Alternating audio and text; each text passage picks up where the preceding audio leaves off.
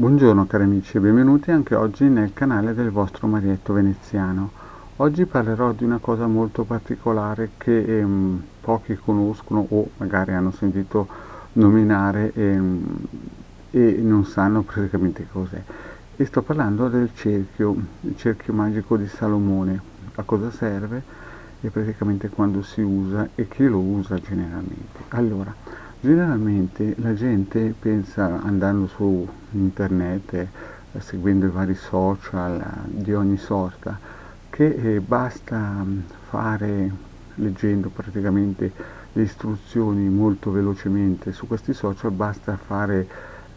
invocazioni, evocazioni e quant'altro e poi questi geni, queste forze si sottomettono al volere dell'ufficiante o del mago, perché chiaramente su internet praticamente leggono 3 pagine del web o sul cellulare o sul computer o anche web tv e praticamente tutti si sentono maghi. Come ho già detto in altre pillole, voi dovete pensare che solo 100 anni fa la gente era analfabeta e praticamente c'era un mago vero su 1 milione di persone e quindi rapportato anche oggi è vero che noi possiamo, come si suol dire, leggere le cose, leggere alcune procedure, però dobbiamo tenere presente sempre che è una materia per pochi ristretti e per gente che nelle varie altre incarnazioni chiaramente ha avuto accesso a queste conoscenze e quindi di conseguenza anche se il web in un certo senso ha livellato un po' certi concetti, certe conoscenze, rimane sempre una materia per pochi e per gente con un'attitudine in quella direzione. Quindi molti che si improvvisano a fare rituali, e lo dice bene anche nel suo libro la famosissima Alexandra Rendel, in un capitolo in cui parla di gente che aveva giocato con certe tavolette per richiamare degli spiriti e poi sono stati infestati. Ecco, quando succedono queste cose qua, la gente praticamente non si rende conto che apre delle porte e che praticamente vengono invasi proprio perché non hanno nessun tipo di cognizione di difesa. La cosa più importante è quando uno entra nel settore o nel campo della magia, dell'esoterismo o dell'occultismo, è riuscire a capire subito che la prima cosa è difendersi e non lo ripeterò mai abbastanza che la prima cosa importante è difendersi e umiltà.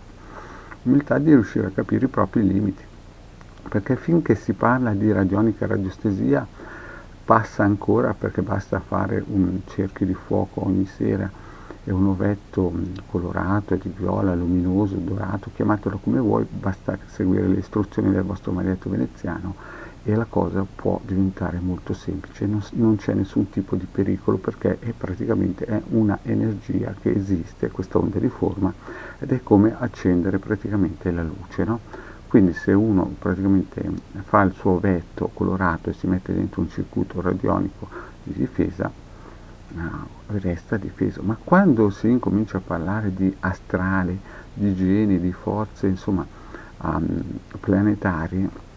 io parlo ad esempio per fare anche un semplice sigillo che chiaramente deve essere consacrato e deve essere valorizzato con i geni o con le forze planetarie, è chiaro che ci vogliono delle protezioni importanti. Quindi che cosa vuol dire questo? Vuol dire praticamente che la gente quando, ad esempio faccio un esempio semplice, l'altro giorno una signora mi ha contattato perché aveva visto su un sito web un sigillo sapete di quelli che vendono online, no? A poco prezzo. Chiaramente quello non ha nessun tipo di valore, è un sigillo vuoto che non è consacrato a persone, è una stampa, no? Lo vendevano a un prezzo spropositato, ma non aveva nessun tipo di valore e non aveva nessun, al massimo potrebbe essere usato come talismano proprio leggero perché dentro quella forma di disegno rappresenta un'egregola, ma tutto lì.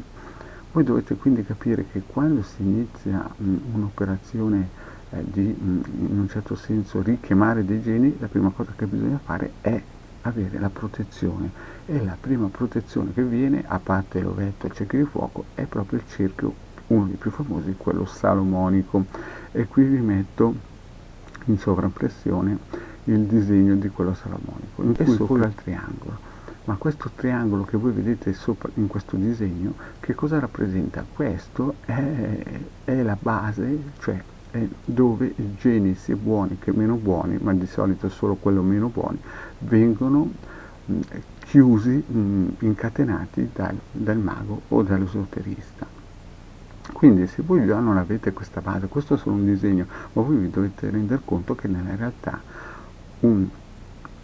disegno così bisogna o stamparlo o disegnarlo per terra, e quindi bisogna avere un posto consacrato anche per fare le minime cose, anche per poter fare un semplice sigillo planetario. Minimo ci vuole questa base, perché sennò le persone che si attivano a fare sigilli a destra e a manca vengono invase da queste forze planetarie, e alcune volte non arrivano le forze planetarie, ma arrivano dei geni molto molto molto furbetti e bugiardi. Quindi per essere sempre al riparo, guardate bene questo disegno in sovrappressione, bisogna avere minimo questa struttura, solamente per iniziare ad abbozzare un inizio di cammino nell'occultismo o nell'esoterismo.